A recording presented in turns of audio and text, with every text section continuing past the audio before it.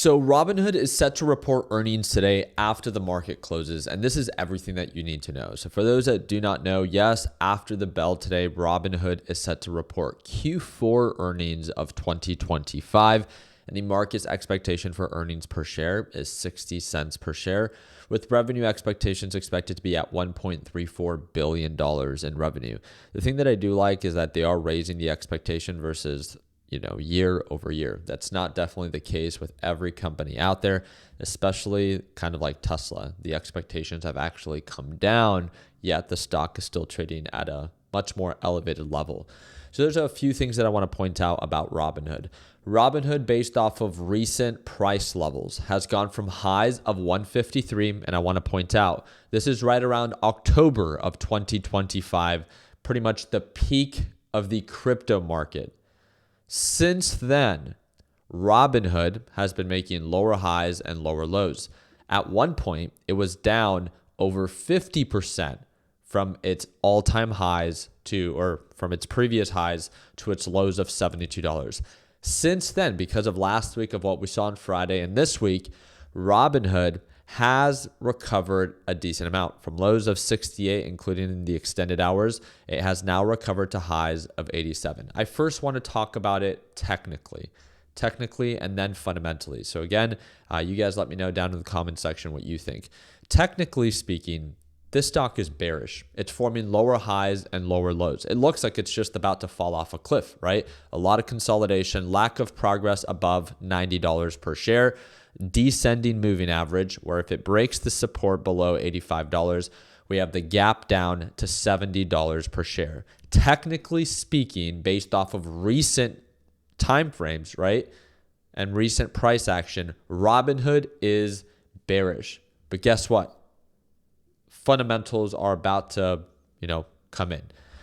They're about to report earnings. So let's go ahead and look a little bit more into how this company is performing. Again, I'm going to be using Investing Pro. If you guys ever want to check them out, it's the first link in the description down below to be able to download the software. The PE ratio is 35.4 times its earnings. The thing that I want to point out is that because of that 50% decline, that discount that we already got, it's not trading at a very high PE ratio. So fundamentally speaking, this is where I get kind of confused. Trading at a low P ratio relative to near-term earnings growth, but then trading at a high PE ratio multiple. So when you look at the actual pro research, this is my favorite part about Investing Pro, is that I want to actually understand how this company is doing fundamentally. And you can see, right? This is the one thing that I want to point out. From 2022, what happened then?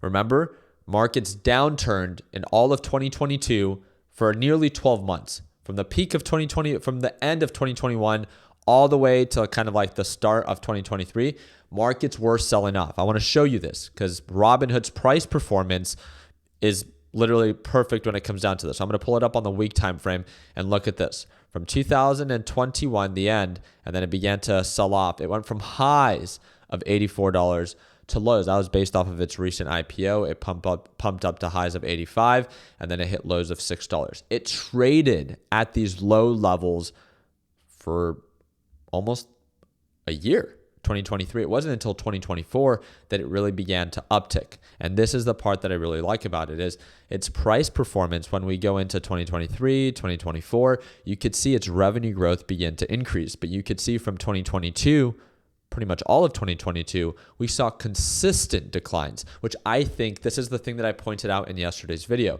Remember, I'm not pro crypto. I don't like crypto. I think it's just, I hate the entire community of crypto and all they stand for. I think it's a bunch of degenerates that like to encourage each other to leverage everything they can to buy at all-time highs. Nonetheless, there are companies like Robinhood and Coinbase that have kind of earned my respect in the sense of they are trying to innovate the space. And although the entire community might be a cesspool of a bunch of degenerates, it doesn't mean that Robinhood necessarily is one as well. Same thing with Coinbase, right? That being said, you can see there to be a direct correlation between a downturn in the market and its revenue for this company. The reason I point that out is, okay, if we saw that we peaked in 2021 and then we began to see a slowdown in revenue and then an uptick once things began to follow, what does this tell us about now? Well, crypto has somewhat peaked, at least for now. We've seen a downturn. And remember, Robinhood makes a ton of its money through order flow, payment through order flow, and trading activity and their trading fees. So if they see trading activity begin to slow down, this would only make sense that fundamentally the revenue is expected to slow down as well. That's what I want to listen to. That's what I want to pay attention to. I am not convinced that their Q4 2025 earnings is going to come in lower because it was kind of still part of Q4 where trading activity and trading performance for crypto was at all-time highs. So I still do believe that Q4 earning report can come in as expected. My thing is the guidance. What are these companies, Robinhood and Coinbase, going to say for their guidance and expectation for 2026? Are they going to showcase and validate this crypto winter everyone is in fear of? Because if that is the case, as many tech companies have reported, kind of like a slowdown projection for consumer spending in 2026, then this means that the guidance and the expectation for future earnings would most likely be a little bit lower. Again, this shouldn't devastate you. I would really love the opportunity to invest in Robinhood and maybe even Coinbase when things really begin to cool off, because I've come to appreciate what they are doing. Although I do not support the entire community and all it does and how over leveraged they are, at least Robinhood and Coinbase do it in a more calculated way. And they are truly, I mean, you can tell by their CEOs, like, does everything that they do work? Of course not. But they're proactive and they're trying to innovate the space in a creative way. And I kind of respect that, right? They're actually running a business and trying to lead in the innovation in that space. I like that. I think leaders like that in any business and in any market can grow a company. And that's what I like about investing in the stock market. You're investing into these businesses that are actually generating revenue, that are actually growing, not bullshit speculative crypto coins that literally do nothing. But again, that's a conversation for another time. Nonetheless, these platforms make a ton of money because of that trading activity of crypto and all these speculative assets. So that's the one thing that I wanted to point out is that, do I care to buy Robinhood right now? No. The reason why is because of my perspective. I believe that crypto will continue to sell off. And if I believe that, then that means that I would only expect Robinhood and Coinbase to continue to retrace as well. But that's my opinion. That's not supported based off fundamentals, and it's all just based off of what I believe we are going to experience in 2026. I could be completely wrong, and I'm okay with that. That means that I would possibly miss out on this dip buy opportunity. And if markets do go back to all-time highs and crypto does end up hitting new all-time highs, then Robinhood and Coinbase can have the idea of returning back to previous highs, which again, I want to entertain that idea of, okay, yeah, if this thing does end up recovering, it offers about 77% of potential recovery. And if you are bullish in the market and you think that markets won't retrace and you think markets are only going to push higher, then I say talk is cheap and feel free to buy the dip, right? But in my opinion, I think things will only, as the year continues to go on, more uncertainty is bound to present itself. Consumer spending is expected to slow. And I think that these companies will be negatively impacted by that. I hope that companies like Robinhood and Coinbase are not over leveraged, that they could sustain the downturn and tolerate the time that it might take for markets to bottom and then begin to recover. And I would love the idea of investing in these businesses once I could get it at a deal. I'm a deal hunter. I want to buy it at a discount.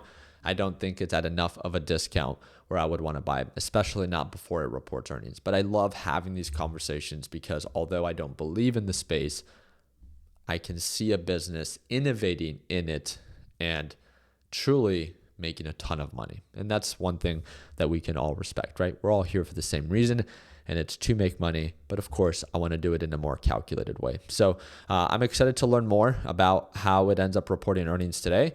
And again, we'll see. Do we break support and gap down to $70 per share, or does it come in with a huge surprise? Does it fully exceed expectation and it sees a parabolic move up to highs of $100 or $110 per share? Definitely a possibility. So let me make this clear. Please don't be shy and not invest in something just because I don't agree with it. I'm no one to you. I like talking about the pros and the cons. I like talking about the upside and the downside.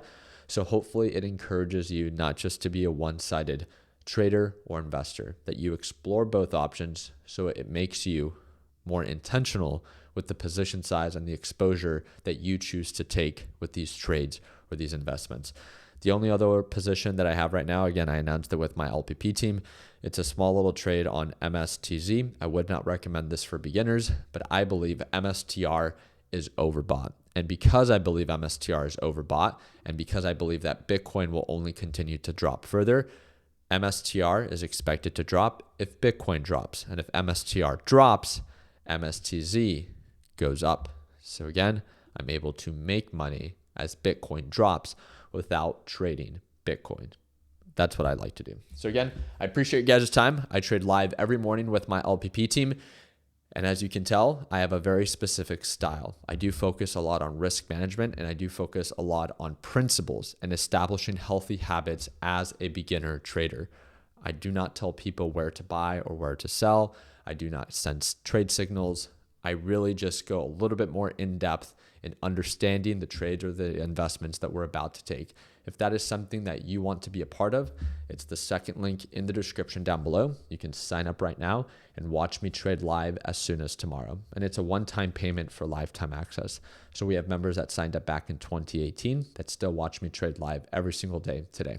Appreciate your time. Like always, let's make sure that we end the year on a green note. Take care, team.